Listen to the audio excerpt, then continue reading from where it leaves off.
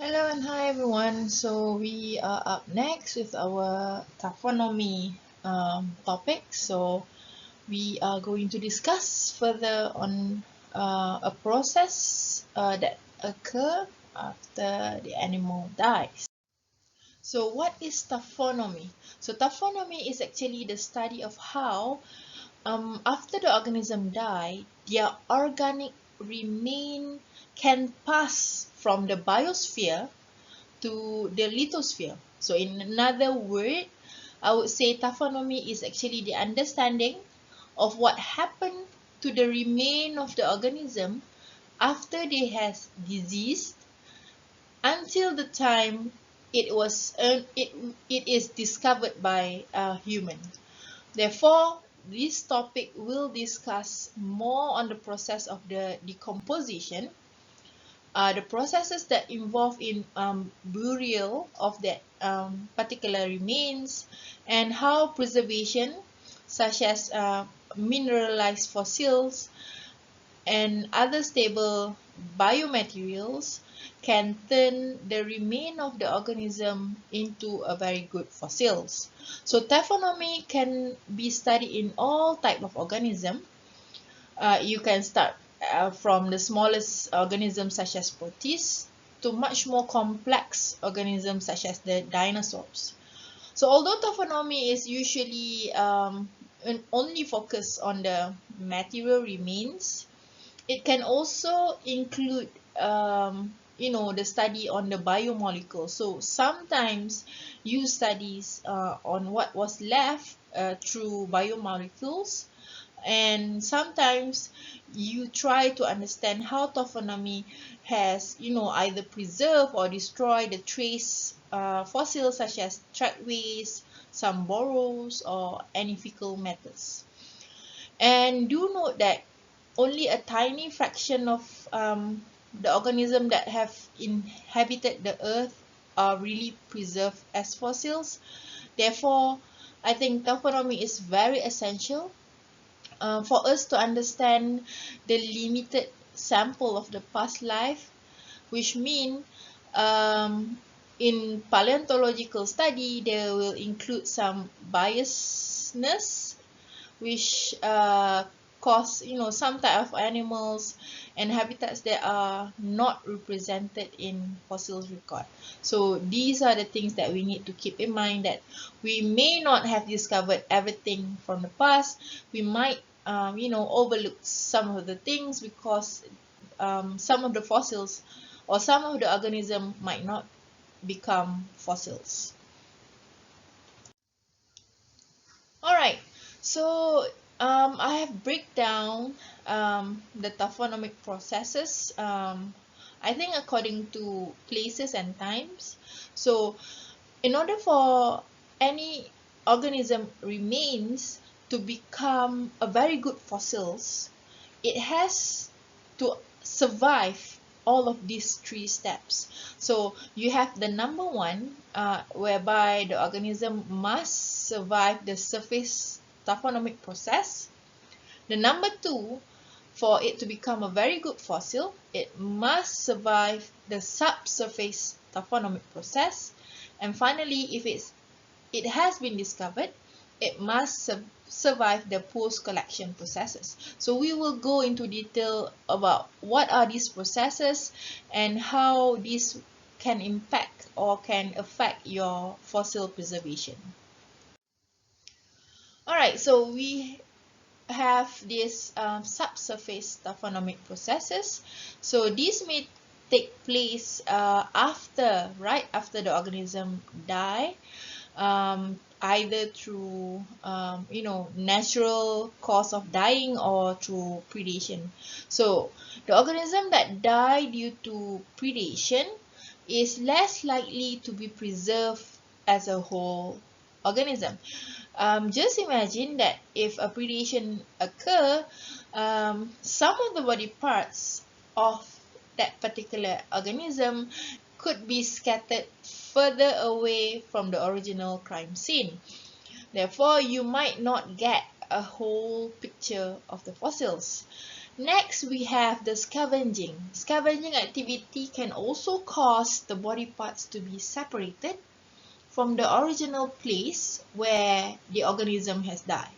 And FYI, the scavengers are animals that eat or feed on other dead animals. So you can see an example such as hyena when they feed on dead organism, most of the bones will be scattered away from the original place where the organism dies.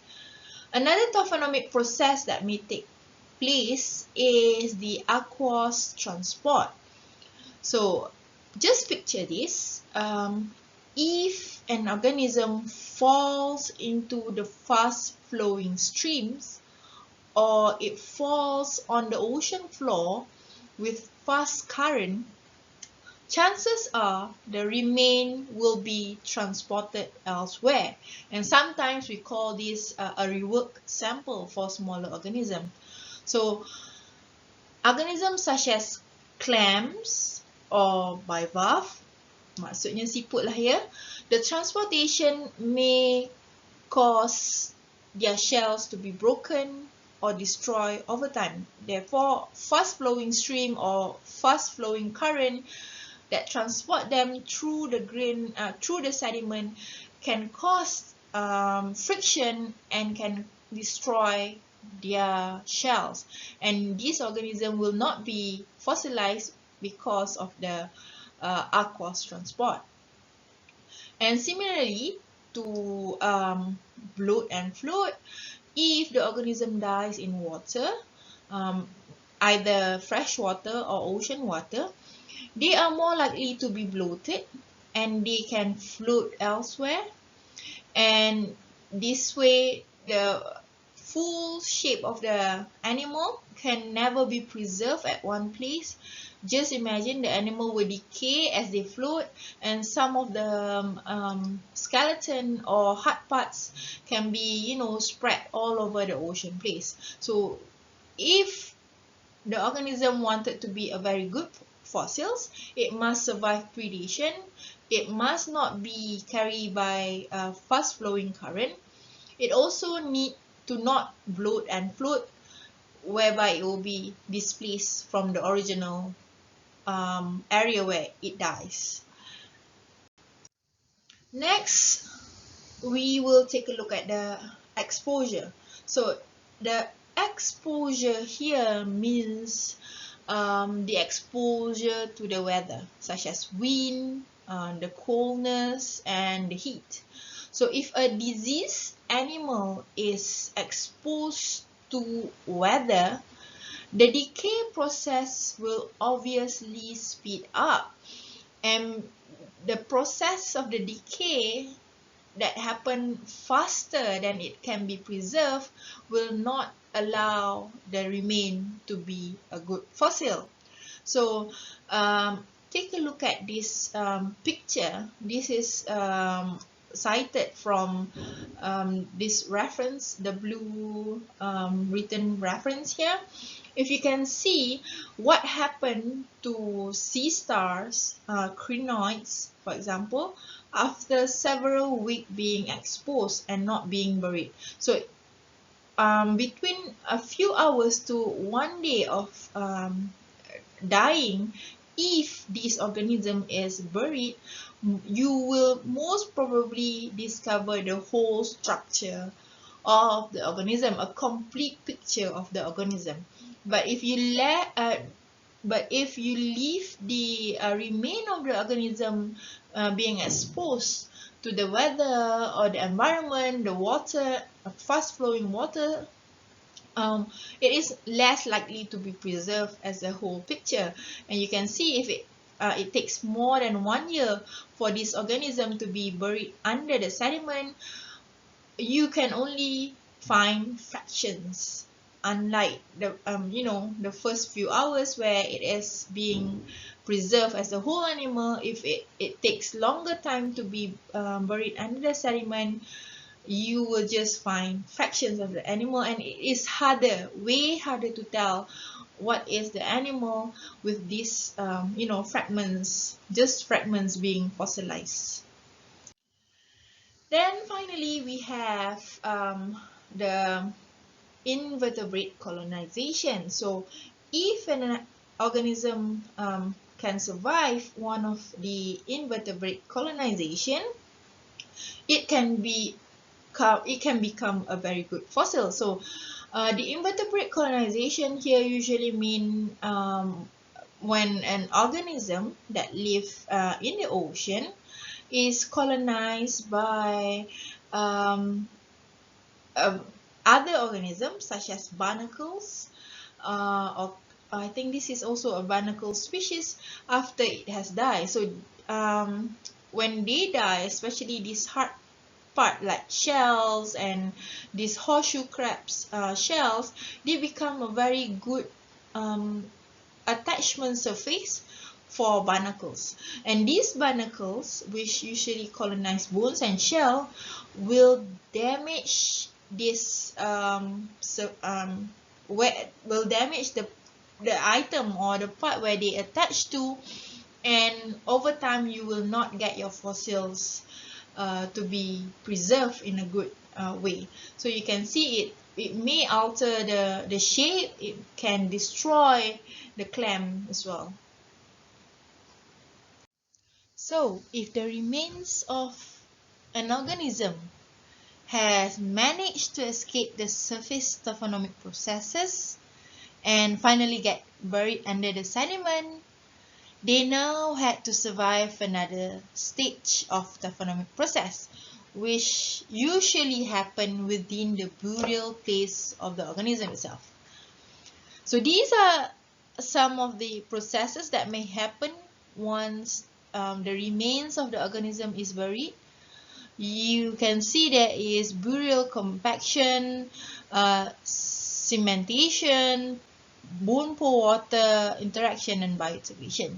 So burial compaction is a process whereby the remain of the organism is being squeezed by a pressure of the sediment. So you can imagine the bone under lots and lots of layers of sediment and it is being squeezed. So in sedimentology, compaction happen when the sediments are deeply buried and placing them under what we call a very great pressure, because the weight of the overlying sediment on top, and this will squash the grains together more tightly.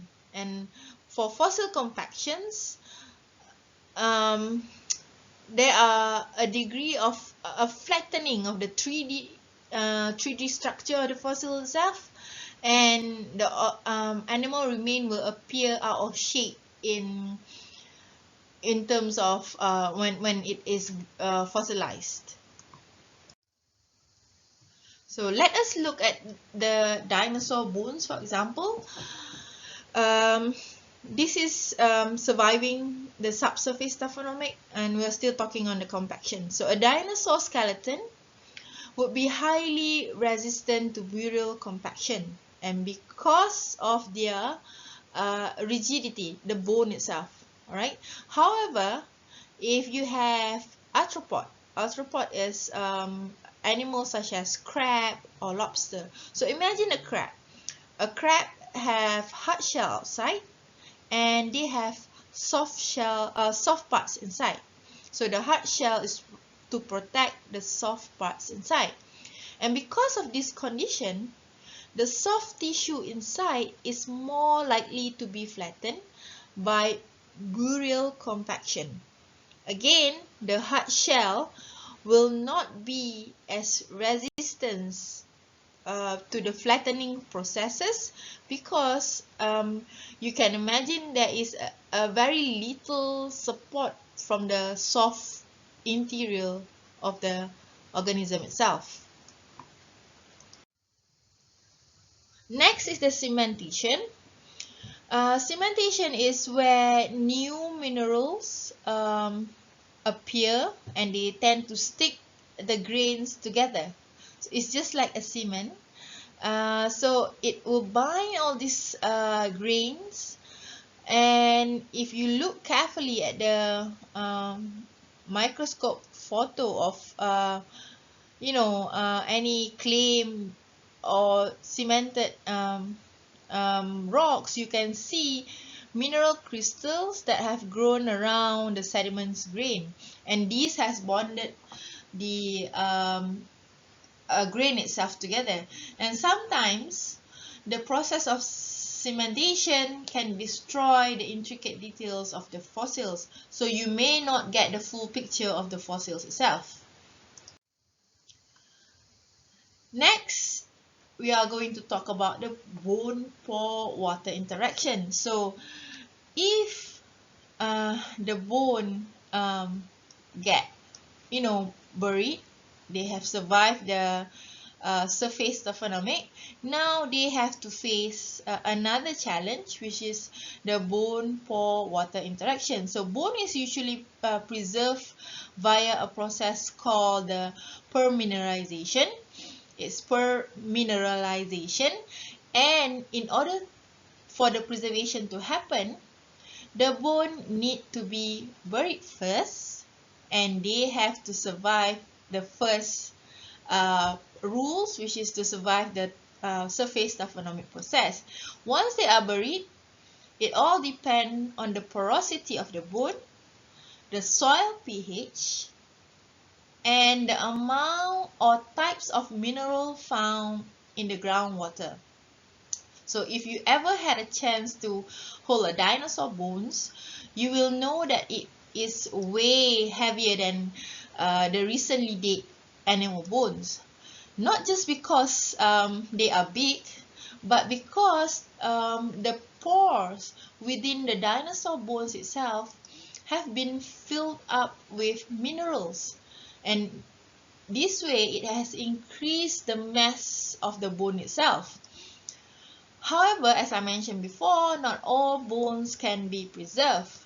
And why are not all bones can be fossilized? This is because even if they are buried under the sediment, in some cases dissolution and bioerosion may happen faster than the permineralization process. Therefore,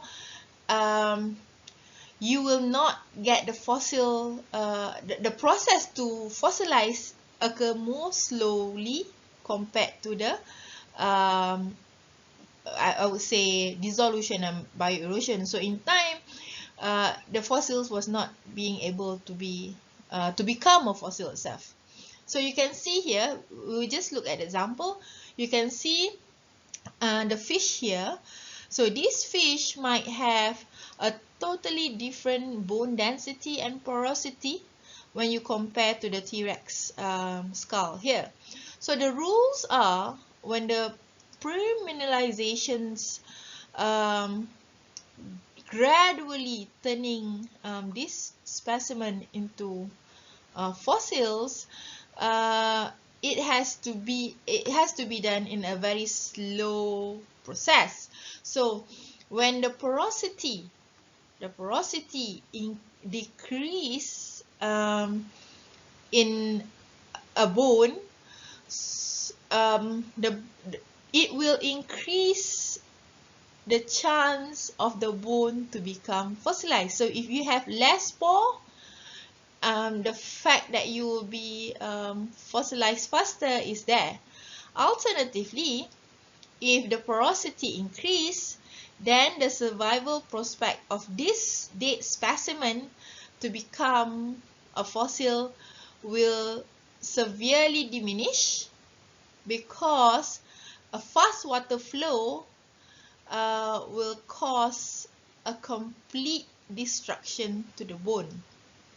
So in cases where the bones are buried in an acidic soil, for instance, these bones are more prone to not be fossilized, because in acidic soil, bioerosion and dissolution may occur more faster compared to permineralization process. So you know now that different species may have different degree of being fossilized, and the place where they are buried also may play roles to either change them into a good fossils or not so good fossils.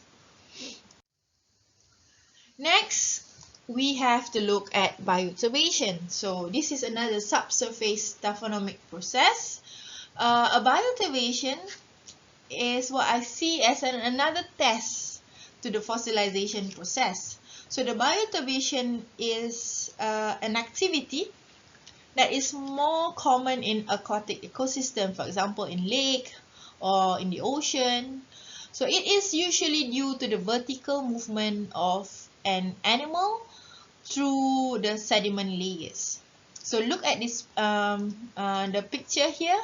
You can see that the light brown sediment is actually an oxic sediment where you can have a lot of oxygen exchange between the water here and the sediment itself. And the darker layer, darker brown layer here is actually an oxic sediment, whereby you have less oxygen or no oxygen at all within this sediment. So anoxic means no sediment at all,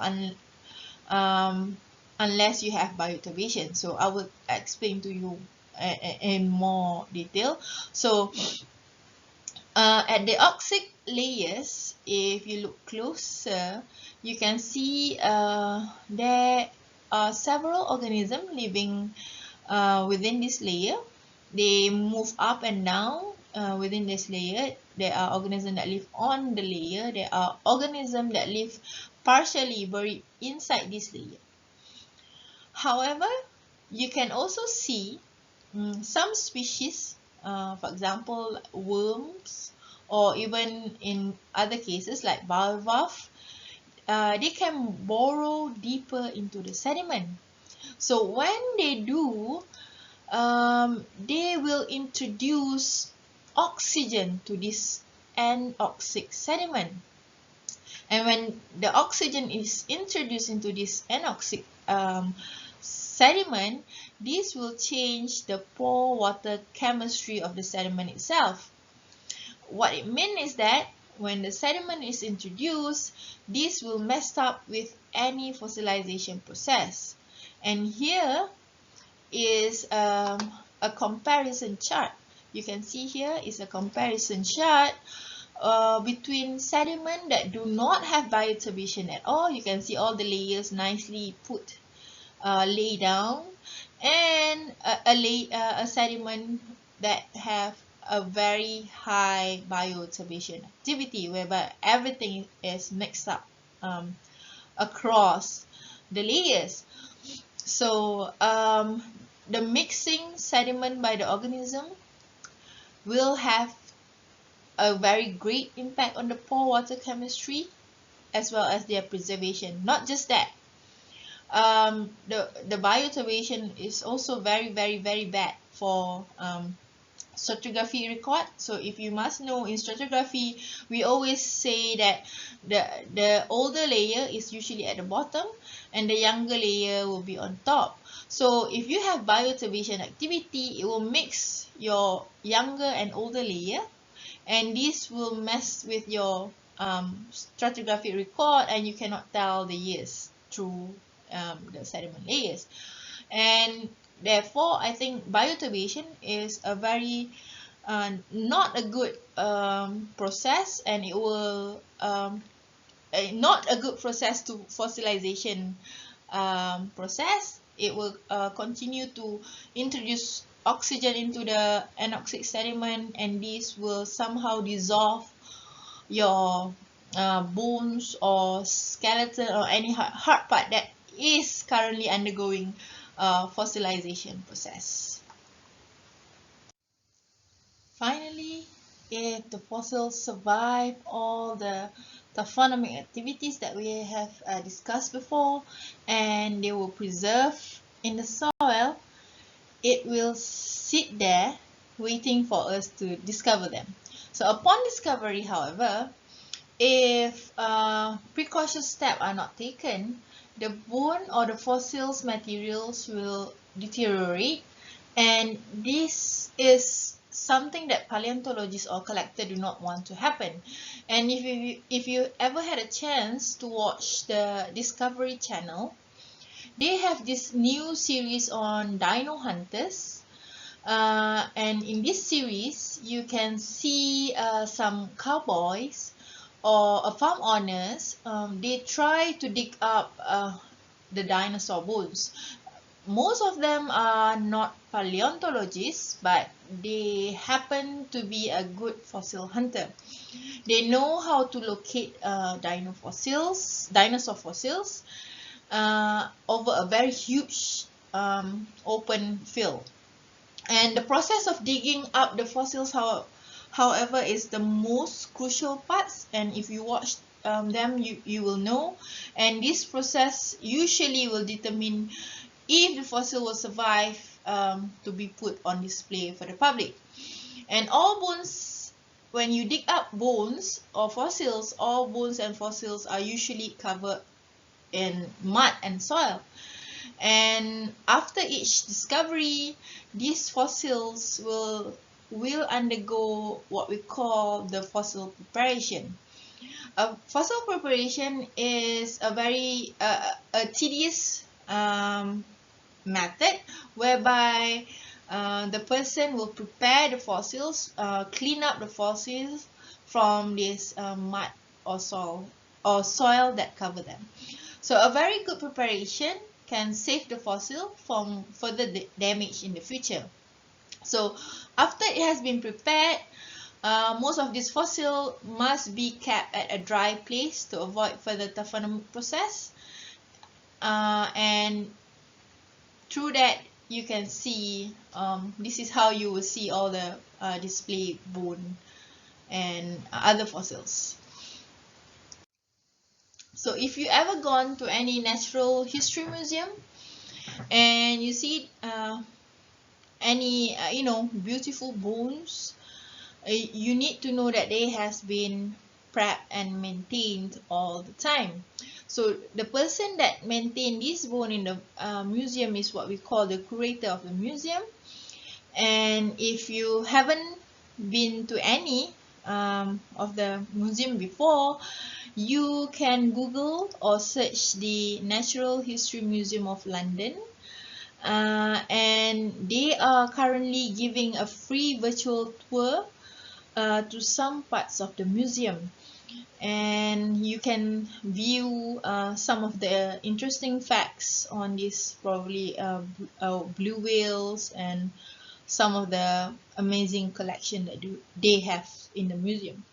So I guess that is it for now. We will continue to discuss the second part of the taphonomy related processes in our next lecture, and I will see you again in the next lecture. Thank you.